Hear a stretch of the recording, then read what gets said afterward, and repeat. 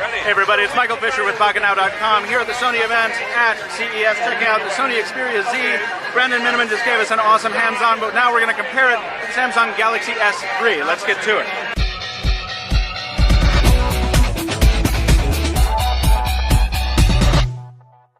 So just from a spec perspective, over here on the new Xperia, we're looking at a 5-inch HD display at 1080p versus a 4.8-inch Super AMOLED at 720p. Now, in person here, you can see that a lot of these devices have screen protectors on them, so we can't really give you meaningful impressions on black levels or colored, but this is a very, very sharp display over here, as you might expect. Beneath the hood, we're powered by a Qualcomm S4 Pro, backed up by 2 gigs of RAM, and that's running at 1.5 gigahertz. And our AT&T Galaxy S3 here is standing in for an international one, which is, of course, powered by the Exynos quad-core at the same speed. For the camera, 13-megapixel camera with Exmor RS and HDR videos. Now, Sony is really calling that out as a definitive feature. Galaxy S3 packs an 8-megapixel camera, which has none of that. No HDR video. Really excellent camera on the S3, but being edged out spec-wise, we'll have to see how they perform. On the front, a 2-megapixel front-facing camera on the new Xperia with 1080p capture versus a 1.9-megapixel camera, almost the same, but 720p on the Galaxy S3. Powering all that, a 2400 milliamp hour battery with something called Stamina.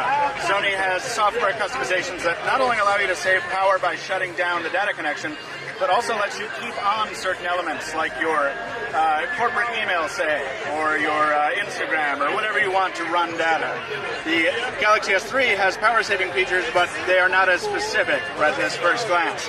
As far as the physical build goes, we're looking at a less than a millimeter difference in thickness with 7.9 millimeters on the new Exynos versus 8.6 millimeters on the Galaxy S3. Sony is calling this precision engineered. You can see here we've got straight lines and right angles with tempered glass on the front and back versus the Galaxy S3's familiar plastic finish that we have found to be a little bit light for our tastes, or some of us have at least. Also, the Xperia Z is rocking a water-resistant and dust-resistant build, resistant and built to IP standard 55 and 57, not so on the more fragile Galaxy S3. A lot of improvements here, and finally we have some NFC-based customizations built into the new Xperia Z that allow you to share media between Xperia devices and televisions and stereos, etc. And on Samsung, of course, we have a lot of NFC-based features as well. So we'll call that one a draw until we can learn a little bit more about it. And just to give you a little idea of an app launch comparison here, because some folks are into that, and we know that. 1, 2, 3 on Google Maps. And not going to get a fix inside here, and we might be running off a cached version of Google Maps there. So